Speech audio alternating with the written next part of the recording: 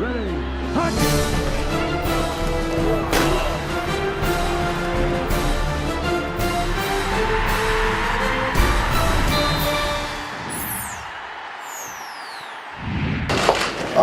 Excited to get back out on the field and see what we got defensively. Lost some great players from a year ago. Lost a lot of productive players.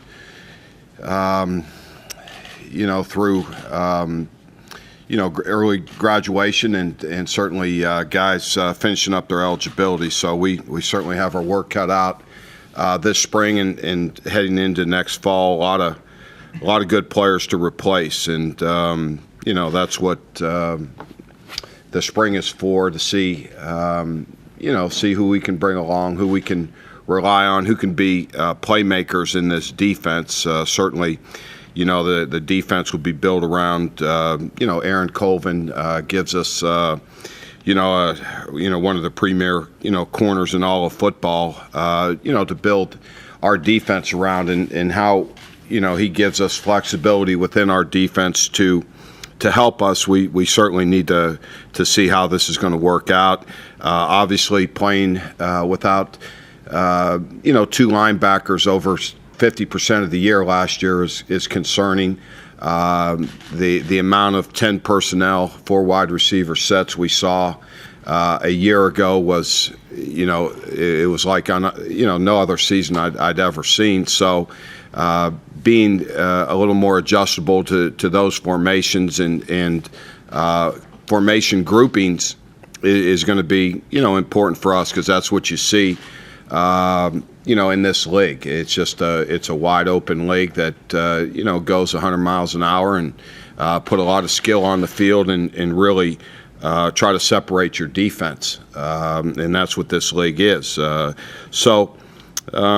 got a lot of work to do in trying to reestablish ourselves as as one of the top defenses. And at times I thought last year we played well, but down the stretch, when we really got in against some good offense, didn't play nearly as good enough as we need to here at Oklahoma. And we're always going to have great expectations for what we expect to do when we step on the field. So we'll have a lot to work on this spring. Mike, talking about the offenses, it looks like a new era in the Big 12. Lost a lot of experienced quarterbacks. You wouldn't think that the offenses next season could be as productive as what we saw down the stretch this season. Is that an opportunity for a young defense like yours to sort of get its feet wet and hold its own while it's getting experience? Well, I think our staff gained experience last year as well. I think that's as much as anything. I think we learned a lot. Myself, obviously Coach Kish, half our staff was new to this league, and I think the more you're in it, the more adaptable you get to certain teams, understanding them. Certainly understood Baylor, but I didn't understand them to the extent I understand them now, in experience and what we had to experience to get to that point. So I think you learn a lot, obviously, about your opponents as the more often you play them. And that was a little bit of a disadvantage. The scheme we played was different than we had in the past. So we didn't have all the answers that we needed, but that was beyond all that, is the best offensive skill I've seen in a long time in one conference, and certainly adding A&M to the equation did us no favors. But maybe in the long run it's good. Maybe to expose some weaknesses in our team, and we'll benefit from not being as good as we wanted to be, and in the future we'll be better. So I look at it as a positive, and still, we have a lot of room to grow, but I feel like these players we have in position are, we have a very talented group, and if people want to underestimate what we're capable of, that's, that has no real bearing on what we want to do and what we know we can do as a group. So, we're excited about those challenges, and you're certainly going to get those challenges week in and week out in this league. You've never really wanted to nail it down on what you guys are doing defensively, but with talk of 3, 4, 50 front, odd fronts, all that. So is it really just about being more, multiple or inventive up front? Is that part of the answer that you're looking for? Sure. I think we have to be able to create more big plays. We have to be able to create more negative yardage plays. And that's concerning, for us when you look at a year ago, the amount of big plays we weren't able, we didn't give up a ton, but we didn't get a ton either. So being able to be in position to be more aggressive defensively, I think is what you have to be, and not, sit back and react to everything like we did probably a year ago. And at times I think it hurt us schematically, and we didn't have the right stuff on to properly defend some of the things we had to defend, and expose some holes in our defense. How much of that boils down to just simply pass rush? Because it looked like your pass rush last season was not up to Sooner standards. Did you realize that the number one team in the league had 31 sacks and we had 25? Is that a big discrepancy to you? No. I mean, I'm not trying. I'm trying to be. It. You know what I'm saying? That's this league is. Do you know that the leading team in this league only gave up 9 sacks or 10 the whole year, and I think that was Okie State. We threw the ball how many times? Close to 400. We gave up 14 sacks. So you have to look at it relatively and objectively, and that's how I look at it. And when is there pressure there? Is this guy going to get the ball out? People don't hold on to the ball like they used to. I think Kansas State led the league with 31 sacks. I mean, and that's not an abundance of pressure. So, that's just kind of how the league is, and it gets frustrating. I think you have to be able to, like you said, put pressure on the quarterback, at least make them feel it, getting windows, knock balls down, and that's where we need to be better at as a defense, and at least getting those throwing windows. And because this league is not, they're not going to take sacks. The good teams aren't going to take them. Look at it statistically. I went through all those stats, and that's really what you see. And it's pretty alarming that people can throw the ball that many times, be that efficient, and take no sacks. That's unheard of. How do you combat that? I mean, if you can't sack the quarterback a bunch, what do you do to keep somebody from scoring 50? That's a great question. You have to you have to play better. You have to contest things down in and down out. You have to get negative. You have to get big plays, and you have to make interceptions. Be better on third down. All those things. I think when you look at some of our ineptness, down the stretch, those are things that lead into it. But again, I think you have to take into. If you hold Oklahoma State to 550 yards, what does that sound like to you? Not very good, right? But what's their average? 560, 460, whatever. Or does that make any sense to you guys? I mean, we expect to be better. We hope to. You hold somebody like that to 450 yards. You've held them under 100. We thought we played bad against Baylor. We held them under 150 yards in what they average.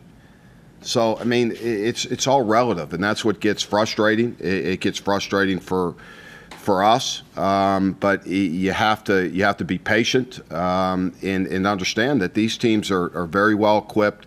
They understand what they're doing, and the schemes make it very difficult. There's stress points all over the field when you play.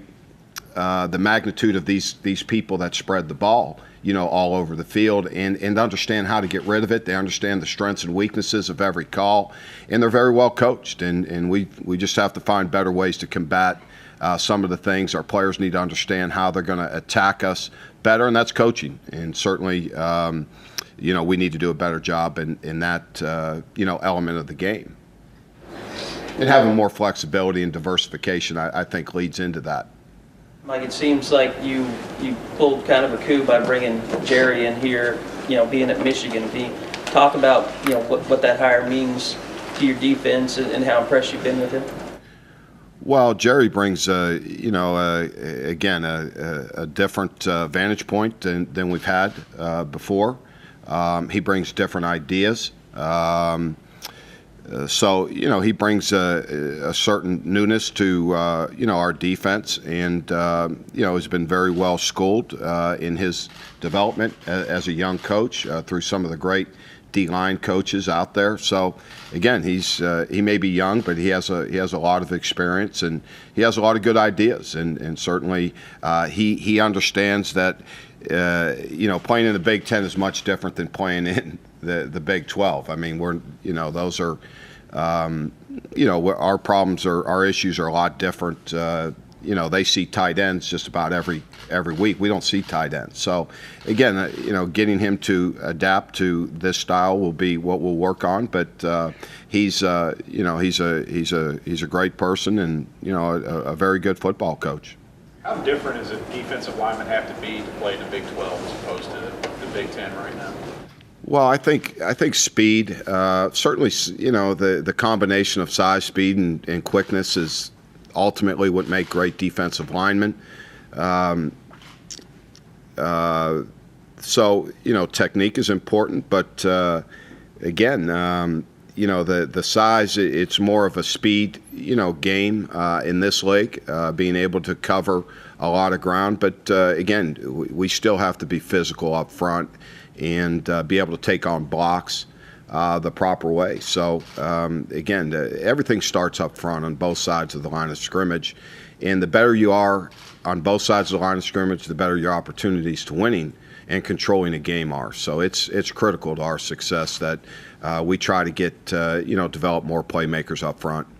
And again, last year was, we take full responsibility as a staff for not putting our players in better position.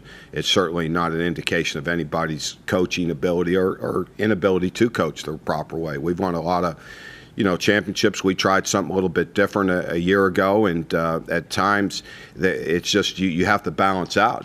Being number 1 or 2 against pass and giving up only 52% completions are good, but still we're still not balanced in our defense and what we want to do. So we have to make adjustments to accommodate the totality of playing, sound defense.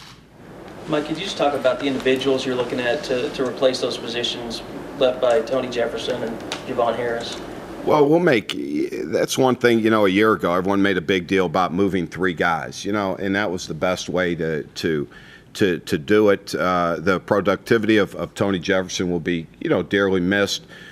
Tony's a playmaker for us. We'll move Gabe Lynn. It has great flexibility in his game to go over to the free safety, and Julian will step in at the nickel. So that's not a big deal, for us. Q Hayes will go to strong safety. Cortez Johnson, Zach Sanchez, Kaz Everett, who plays that other corner position will be our biggest, challenge. I think Ahmad Thomas, getting him here at the semester will definitely help us.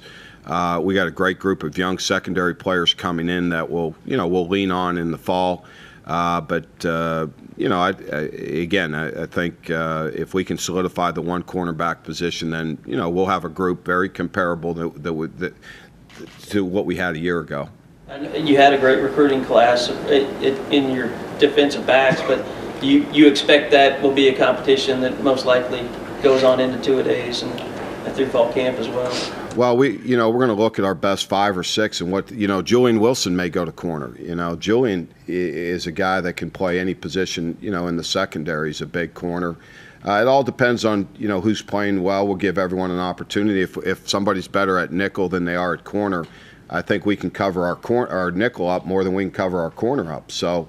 Again, it's we'll mess around with it this spring to see how we can adjust our defense accordingly. We might be able to help that corner more than we help. Obviously, Aaron at one corner gives you great. If you can shut down one side of the field with one guy, he gives you a lot more flexibility, and we feel like we have a guy that we'll lean on like that. So we'll see how it all plays out.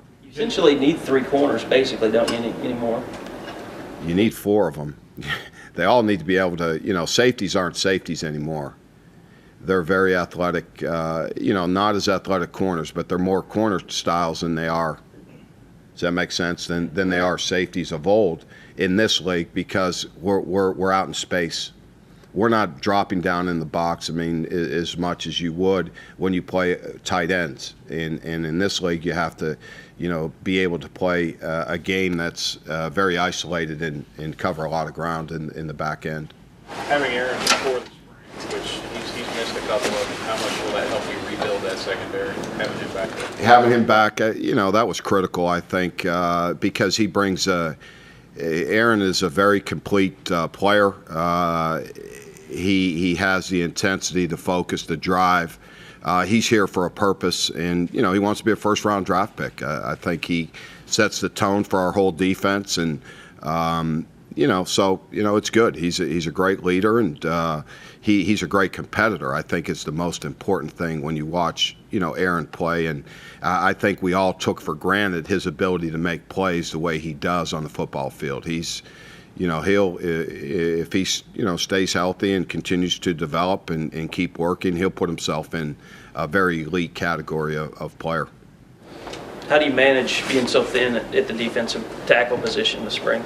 Well, you just again we'll move some ends inside to manage that. For the time being, some guys that maybe don't have what quite the explosiveness that we want on the edge, and move those guys inside to gain depth. But we have to be able to work both styles of our defense, whether it's a 4-3 or a 3-4. We have to work them both. How much advantage is there being able to play both fairly well week to week with it? I mean, does that really bother an offense, not knowing exactly what they could be facing? Well, I think again there can be some. It's how you play certain techniques. It's how you play it, not what you play. Does that make sense too? You got to have the players that can play at a very high level and do both things. So the more you do, the less the techniques change. So you're robbing one to pay the other one. So, and that's a balance between giving more flexibility to your defense and being able to execute too, still at the same pace. And that's why I think you see a lot of the 4 wideouts in the game, because it simplifies the game a little bit for the quarterbacks. It takes away certain things you can do in both defenses, and that's why you see it so much in this league. Corey Nelson was a guy that kind of played anywhere you could imagine in the box. When you talk about getting guys who can do more. Well, Corey's our other leader. I think Corey and Frank Shannon both played really solid football for us throughout the course of the year, and those two guys have to be really big players for us in what we're trying to do. And again, I think our scheme did a little bit of an injustice to our linebackers a year ago, and in this league, again, I sound redundant, but I don't know what else how else to say it. When you play 4 wideouts 70% of a game, that's extraordinary, and it limits some of the great things these guys can do. But we need to make sure we're going to try to keep 2 linebackers on the field as much as we can in each situation.